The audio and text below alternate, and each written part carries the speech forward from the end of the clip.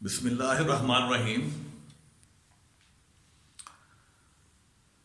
First year mathematics section number C, इसका आज हमारा लेक्चर नंबर 5 है और इस लेक्चर के अंदर हम पार्शियल फ्रैक्शन वाला यूनिट जो है वो डिस्कस करेंगे। ठीक हो गया।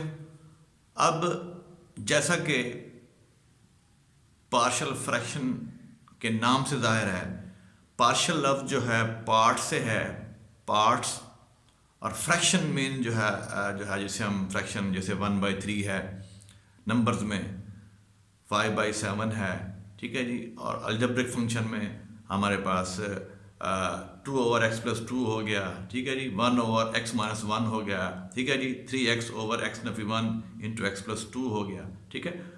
तो ये हमारी कहलाती हैं अलजेब्रिक फ्रैक्शन। तो यहाँ पे हमें इसमें करना क्या होगा, हमें इस चैप्टर के अंदर हमें जो है ना फ्रैक्शन गिवन होगी, ठीक है जी। फ्रैक्शन गिवन होगी और रैशनल फ्रैक्शन कह सकते हैं उसको हम, ठीक है जी, या उससे रैशनल फंक्शन का नाम भी दे सकते हैं हम। और उसके हम बनाएंगे पार्ट्स, और वो पार्ट्स भी फ्रैक्शन की शेप के अंदर होंगे। फिर सुन लें, यहाँ पे हमें रैशनल फ्रैक्शन या रैशनल फंक्शन गिवन होगा, ठीक है। उसकी हम पार्ट्स बनाएंगे और जो पार्ट्स होंगे वो क्या होंगे, वो भी फ्रैक्शन की शेप के अंदर होंगे। तो उन पार्ट्स को हम कहते हैं, वो हमारी पार्शियल फ्रैक्शंस हैं। किसकी? For the given rational fraction और रैशनल फंक्शन, ठीक है। अब इसकी मिसाल देते हैं आपको। अब यहां पे देखें, आपके पास ये 1/x-1 + 2/x+2 this is equal to 3x/x-1 × x+2। अब ये दो आपके पास फ्रैक्शन है, ये भी रैशनल फ्रैक्शन है या अलजेब्रिक फ्रैक्शन कह सकते हैं इसको, ये भी रैशनल फ्रैक्शन है।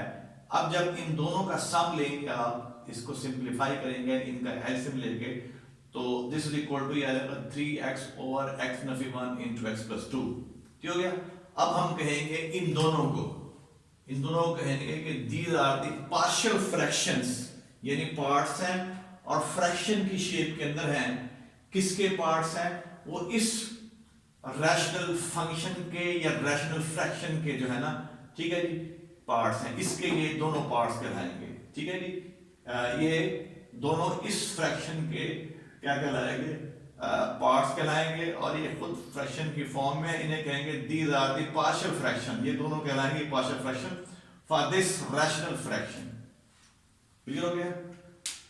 To express a single rational function as a sum of two or more single rational function which are called partial fractions, ठीक है। To express a single rational function या single rational फंक्शन भी कह लें या single rational fraction भी कह लें, एक ही बात है। As a sum of 2 or more, ये जिसको अगर हम एक्सप्रेस कर सकते हैं 2 या उससे ज्यादा, ठीक है। 2 or more single rational functions which are called partial fraction। अभी मैं आपको यहाँ बता चुका हूँ इस एग्जांपल के अंदर।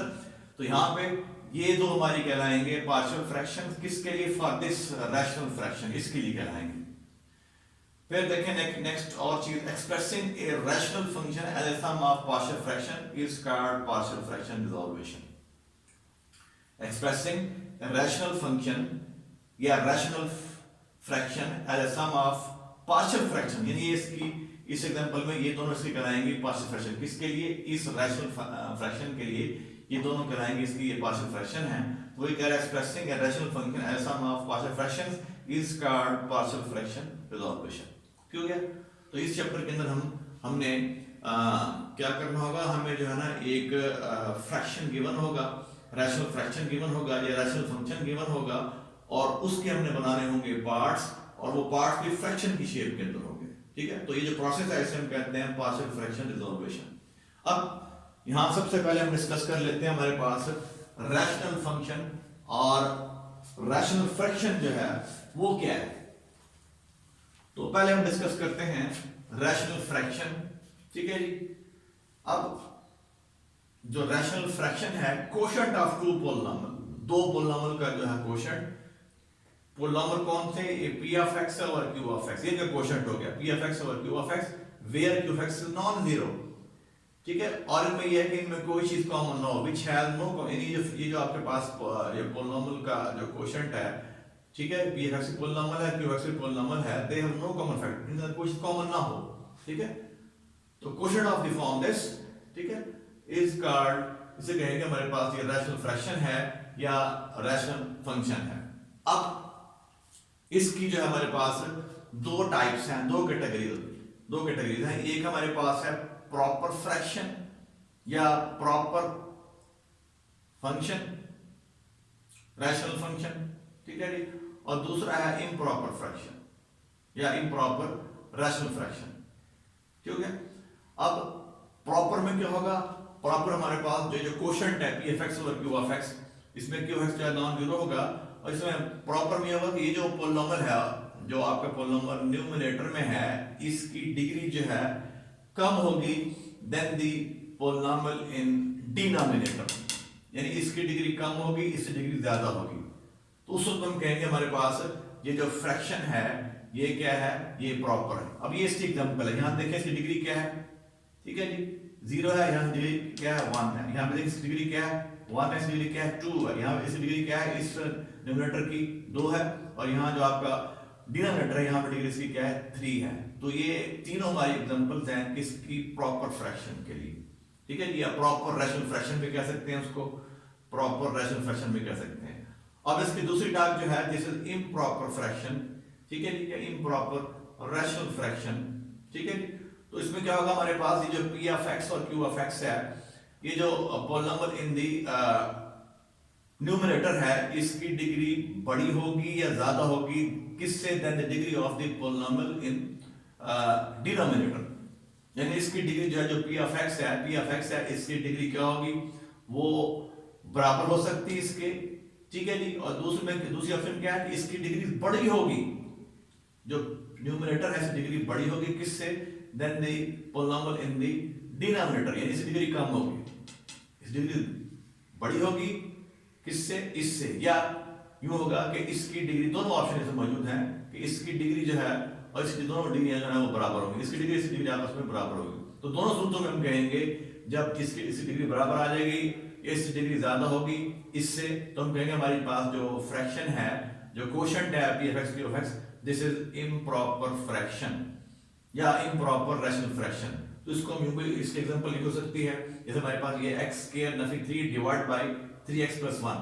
अब यहाँ पे ये जो न्यूमरेटर है इसकी डिग्री 2 है, इसकी डिग्री क्या है, ये जो आपका डिनोमिनेटर है इसकी डिग्री 1 है, ये आपका न्यूमरेटर है, ये है डिनोमिनेटर, इसकी डिग्री 2 है, इसकी डिग्री 1 है, तो ये भी हमारी कहलाएगी इम्प्रॉपर रैशनल फ्रैक्शन। अब ये एक और एग्जांपल देखें, x ओवर 2x - 1, यहाँ डिग्री क्या है न्यूमरेटर की 1, यहाँ पर डिग्री क्या है 1, तो इस सूत्र में भी ये कहलाएगी हमारी इम्प्रॉपर रैशनल फ्रैक्शन, ये भी इम्प्रॉपर रैशनल फ्रैक्शन होगी। सिमिलरली ये एग्जांपल और देखें, x³ Nafi x² + x + 1 over x² + 5, तो यहाँ पे इस डिग्री क्या है 3, इस डिग्री क्या है 2, इस डिग्री बड़ी है किससे, than the degree of this polynomial in denominator. तो अब ये भी हमारी जो है ना, इसे हम कहेंगे हमारी इम्प्रॉपर रैशनल फ्रैक्शन है, ठीक है जी। अब इन चीजों को रखे ध्यान में। अब अगर आपके पास जो फ्रैक्शन है वो इम्प्रॉपर आ जाए, तो इम्प्रॉपर फ्रैक्शन में क्या करना होता है, हमने पहले उसको हम डिवाइड करेंगे, डिवाइड करने के बाद हमारे पास एक पोलिनोमियल आ जाएगा और बाकी इसका एक दूसरा हिस्सा जो है वो प्रॉपर फ्रैक्शन आ जाएगी। इसकी मिसाल भी हम करते हैं। फॉर एग्जांपल हमारे पास जो है ये पोलिनोमियल है, ये इम्प्रॉपर फ्रैक्शन है, ठीक है जी।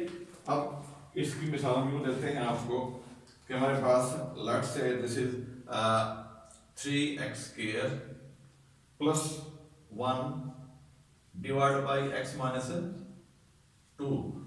तो अगर आप इसको ऑब्जर्व करें तो ये आपकी जो है ये इम्प्रॉपर रैशनल फ्रैक्शन है, क्योंकि ऊपर डिग्री जो है वो 2 है, नीचे डिग्री क्या है 1 है, ठीक है। तो इसको पहले हम इसकी डिवीजन करेंगे, इसको तकसीम करेंगे, हमारे पास एक हिस्सा जो है that will be equal to, ये हो जाएगा 3x + 6 आ जाएगा, और ये जस्ट ये पोलिनोमियल होगा, प्लस हमारे पास ये आ जाएगा एक प्रॉपर फ्रैक्शन आ जाएगी 13/x-2, ठीक है।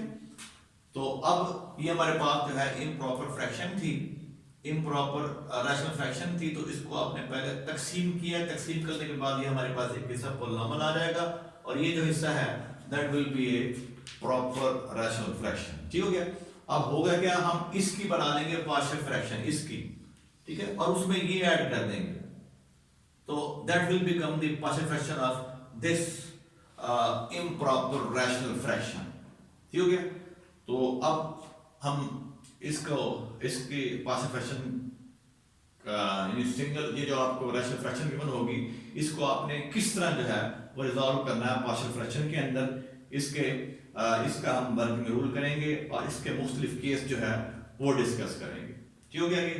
तो इसमें जब भी हम पार्शियल फ्रैक्शन बनाएंगे किसी भी रैशनल फंक्शन की या फ्रैक्शन की, ठीक है, तो उसके लाजमी है कि that should be A proper rational fraction या प्रॉपर रैशनल फंक्शन, ठीक है। अगर वो प्रॉपर नहीं है तो उसको पहले डिवाइड कर लेंगे, डिवाइड करने के बाद एक हिस्सा हमारे पास पॉलिनॉमियल आएगा और दूसरा हिस्सा आपके पास जो है वो प्रॉपर फ्रैक्शन आ जाएगी, क्लियर हो गया ये। चलो नेक्स्ट चलते हैं हम इसके मेथड की तरफ। अब इसमें देखिए एक और डेफिनेशन जो हम इस्तेमाल करेंगे, वो यहाँ हमारे पास डेफिनेशन जो है वो है कंडीशनल इक्वेशन और दूसरी जो है वो आइडेंटिटी। अब कंडीशनल इक्वेशन इसे यूं डिफाइन करते हैं, it is an equation in which two variable two algebraic expression are equal for particular value of the variable, ठीक है। दोबारा रिपीट करता हूं इसकी डेफिनेशन को, कंडीशनल इक्वेशन, और इसको हम simply for simplicity we also call it equation, ठीक है।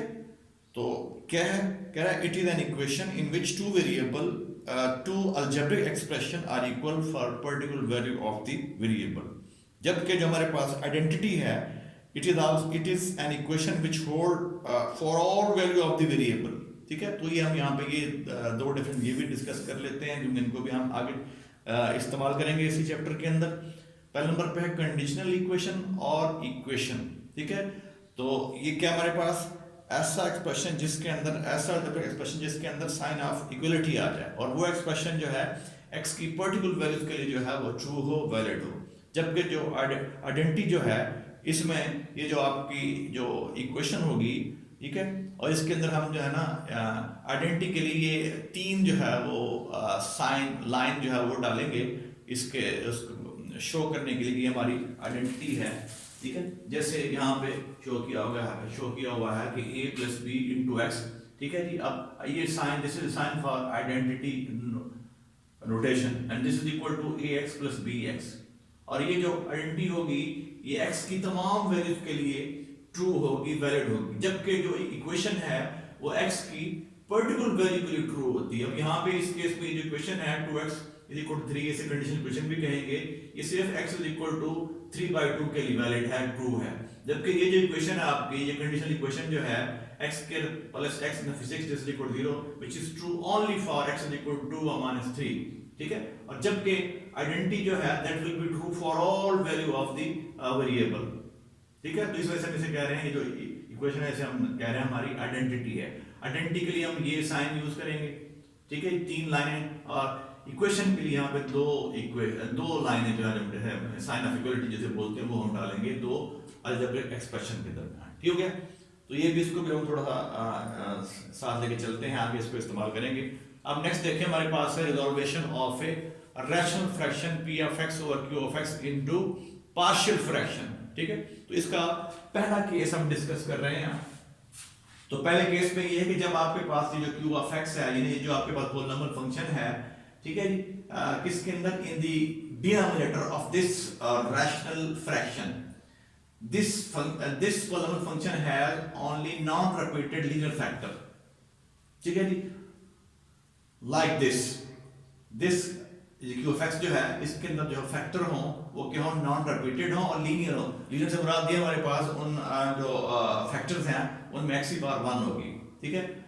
फॉर एग्जांपल जैसे q of x is equal to x नफी a1, x नफी a2, x नफी a3 एंड सो ऑन। इस तरह के फैक्टर होंगे, लीनियर होंगे। ये a1 a2 a3 they are constant, they are not equal to 0, याद रखिए, ठीक है। ठीक है। तो ये हमारे पास क्या होंगे, ये कहलाएंगे इसके लीनियर फैक्टर है, किसके, इस पोलिनोमियल फंक्शन के, ठीक है जी, जो आपका डिनोमिनेटर में आ रहा है। अब जब इस किस्म की आपके पास जो है वो डिनोमिनेटर में इस किस्म के नॉन रिपीटेड लीनियर फैक्टर होंगे, तो फिर आपने इसको इस तरह जो है वो ब्रेक करना होगा हमने। ये जो आपका जो रैशनल फ्रैक्शन है पी एफ एक्स और क्यू एफ एक्स को, this is equal to a constant है, ए ओवर एक्स नफी a1 plus b over x नफी a2। अगर दो है तो ये दो फैक्टर है इसके लीनियर फैक्टर, तो ये यहां तक आप ये लिखेंगे आप। अगर इसके फैक्टर तीन आ गए, तीन लीनियर फैक्टर आ गए, तो फिर लिखेंगे a ओवर एक्स नफी a1 plus b over x नफी a2 plus c over x Nafi a3। अब a b c जो है कांस्टेंट है, ये हम एवेल्युएट करेंगे, ठीक है जी, और फिर इनकी कीमतें यहाँ पुट करेंगे इसके अंदर, तो ये हमारे पास ये तीनों बन जाएंगे इसकी पार्शियल फ्रैक्शन, ठीक है। तो ये हमारा केस नंबर 1 है। अब इसको हम स्टार्ट करते हैं, ठीक है जी। तो इसमें सवाल बड़े सिंपल हैं, यानी आपको जो है पहले केस के अंदर जो है ये रैशनल फ्रैक्शन गिवन होगा, इस शेप के अंदर होगा। आपने पहले ऑब्जर्व करना है कि ये प्रॉपर है या इम्प्रॉपर है, ठीक है। तो अगर वो इम्प्रॉपर है तो उसको डिवाइड कर लेंगे आप, आपके पास एक हिस्सा पोलिनोमियल आ जाएगा और दूसरा हिस्सा आ जाएगी, दूसरा हिस्सा आ जाएगा प्रॉपर रैशनल फ्रैक्शन आ जाएगा, ठीक है जी। तो उस प्रॉपर रैशनल फ्रैक्शन की आप बनाएंगे पार्शियल फ्रैक्शन, ठीक है। तो ये जो आपके पास p of x q x था, ये जब इसको आप ब्रेक करेंगे पार्शियल फ्रैक्शन के अंदर, यानी इस शेप में ब्रेक करेंगे, तो दैट शुड बी प्रॉपर, ये प्रॉपर होना चाहिए, ठीक है जी। प्रॉपर होगा तो इसको इस तरह आप ब्रेक करेंगे। और इसमें दूसरी बात जो ये जो कह रहा है कि क्यू एफ एक्स के अंदर जो फैक्टर होंगे ये क्या होंगे, ये होंगे नॉन रिपीटेड और क्या होंगे एंड लीनियर, यानी इसमें हमारे पास जो एक्स है इसकी पावर क्या होगी 1। तो इसकी हम एग्जांपल जो है वो अब ट्राई करते हैं, एक्सरसाइज से कोई क्वेश्चन ट्राई करते हैं। अब देखिए ये इसकी एग्जांपल नंबर 1 है, पेज 180 पे, जो हमारे क्लास वर्क के अंदर शामिल है। कह रहा है resolve this 7x plus 25 over x plus 3 over into x plus 4 into partial fractions। इसको हमें रिजॉल्व करना है पार्शियल फ्रैक्शन के अंदर। अब इसको आप ऑब्जर्व करें तो this is your proper rational fraction, this one. क्यों कि हमारे पास जो ऊपर न्यूमरेटर है इसकी डिग्री 1 है, और जबकि डिनोमिनेटर के अंदर इसकी डिग्री कितनी है, 2 है। तो this is proper rational fraction, ठीक है। तो लिहाजा इसको हम डिकम्पोज कर सकते हैं इनटू पार्शियल फ्रैक्शन, यानी इसको हम इसके पार्शियल फ्रैक्शन बना सकते हैं, ठीक है। अब आपने क्या करना है कि जो आपके पास डिनोमिनेटर है यहाँ पे दो फैक्टर आ रहे हैं लीनियर, ठीक है। पहला x प्लस 3 है, दूसरा जो है x प्लस 4 है। तो जैसे कि हम यहाँ पे डिस्कस कर चुके हैं पहले केस के अंदर, तो इसको आप ब्रेक कर लेंगे, this is equal to a over x plus 3, यानी पहला linear factor plus b over x plus 4। जबकि a और b कांस्टेंट है, इनको हम एवेल्युएट करेंगे, इनकी कीमत निकालेंगे हम, और इसको आपने अब जब आपने इसको ब्रेक कर लिया a और x प्लस 3 b और x प्लस 4, इसको नंबर 1 का नाम दे लें। अब आप 1 की दोनों साइड को मल्टीप्लाई कर देंगे इस डिनोमिनेटर के साथ, इधर भी इधर भी इधर भी। जब मल्टीप्लाई करेंगे तो हम यहाँ पहुंच जाएंगे इक्वेशन नंबर 2 पे, आइडेंटिटी नंबर 2 पे। इसे आइडेंटिटी बोलेंगे हम, क्योंकि ये जो नंबर 2 है this is true for all value of the x। तो 7x plus 25 is equal to a into x plus 4 plus b into x plus 3, ठीक है। अब आपने क्या करना है कि ये जो लीनियर फैक्टर है आपके पास, ये जो आपके पास q of x जो पोलिनोमियल्स है, इसमें जो लीनियर फैक्टर आया है इनको पुट करना है 0 के बराबर बारी बारी। तो पहले इसको पुट करेंगे 0 के बराबर, तो x plus 3 equal to 0, this implies x equal minus 3। x equal minus 3 put करना है नंबर 2 के अंदर, इसके अंदर पुट करेंगे। तो यहाँ से आपको जब यहाँ पे आपने x को -3 पुट किया है तो आपको a जो है ये तो 0 हो गया यहाँ, तो यहाँ आपको a मिलेगा, a4 हो जाएगा। अगेन पुट, अब आपके पास दूसरा फैक्टर ये है, इसको पुट करना है आपने 0 के बराबर, x इट मीन x क्या होगा -4 पुट करेंगे आप किसके अंदर, अगेन इन नंबर 2 यहाँ पुट करेंगे, तो यहाँ से आपको b मिल जाएगा। नंबर 2 में पुट कर रहे हैं हम x को -4, तो यहाँ से b आ जाएगा, b क्या है 3 है, ठीक है। तो लिहाजा अब a और b की कीमत यहाँ दर्ज कर देंगे इसके अंदर नंबर 1 के अंदर। तो ये हमारे दोनों कहलाएंगी, these are the partial fractions for this fraction, for this rational proper fraction, hence partial fraction of this, इसकी जो है ये हमारे पास rational given fraction था जो proper था, ये इसकी ये दो हमारे पास बन जाएंगी partial fraction। तो 7x plus 25 over x plus 3 into x plus 4, this is equal to 4 over x plus 3 plus 3 over x plus 4। तो ये दोनों इसकी बन जाएंगी पार्शियल फ्रैक्शन। तो इनका जब सम लेंगे तो हमारा यही आ जाएगा हमारे पास। ठीक है। तो इस तरह आपने एक्सरसाइज 5.1 जो है वो करनी है। इसमें सेम इसका इसी एग्जांपल की तरह इसको आप प्रोसीड करेंगे, कोई मुश्किल बात नहीं है। इसका एक सवाल कल हम कर लेंगे इंशाल्लाह। फिर नेक्स्ट टाइम हम जो है नेक्स्ट लेक्चर के अंदर फिर इसका 5.1 और 2 जो है वो डिस्कस करेंगे। तब तक के लिए अल्लाह हाफिज़।